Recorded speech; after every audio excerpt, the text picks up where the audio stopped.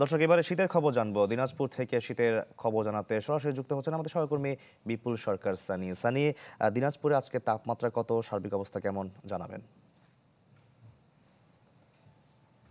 শাকিল, শুরুতেই আপনাকে আজকে দিনাজপুরের তাপমাত্রাটা জানিয়ে রাখি। আজকে সকাল 6টায় দিনাজপুরের তাপমাত্রা রেকর্ড করা হয়েছে 11.0 ডিগ্রি সেলসিয়াস, যেটি গতকালকে ছিল 11.3 ডিগ্রি সেলসিয়াস এবং তার আগের দিনে ছিল 11.2 ডিগ্রি সেলসিয়াস। অর্থাৎ তাপমাত্রা কিন্তু গত 2 দিনের তুলনায় আজকে অনেকটাই কম।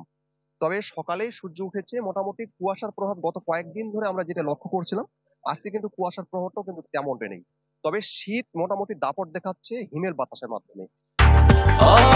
ব্রেকফাস্ট, টিফিন কিংবা স্ন্যাক টাইমে মজাদার আয়োজন মানে অল টাইম ব্রেড।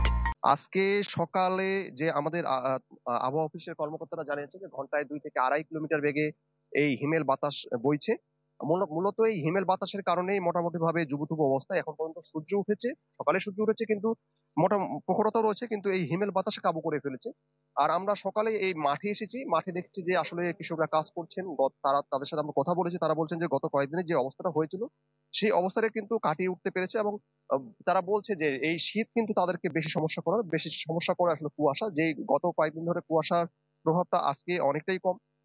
তাদের মধ্যে প্রাণচান চলে এসেছে এবং তারা বলছে যে বড় বীজতলা তৈরি যে কার্যক্রম চলছে, এবং মোটামুটি ভাবে এই বড় বীজতলা অঙ্কুরোদ্গমিত ক্ষমতার নির্ভর করে এই কুয়াশার উপরে, এবং কুয়াশার প্রভাবটা কমে গেছে। ফলে তারা বলছেন যে এখন মোটামুটি ভাবে অঙ্কুরোদ্গম ক্ষমতা বাড়বে এবং আলু, টমেটো সহ অন্যান্য ফসলও বেশ লাভবান হতে পারবেন যদি এই আবহাওয়াটা থাকে। সানি, আপনাকে ধন্যবাদ আমাদের সঙ্গে যুক্ত হওয়ার জন্য। দর্শক, দিনাজপুর থেকে শীতের খবর জানাচ্ছিলেন আমাদের সহকর্মী বিপুল সরকার সানি।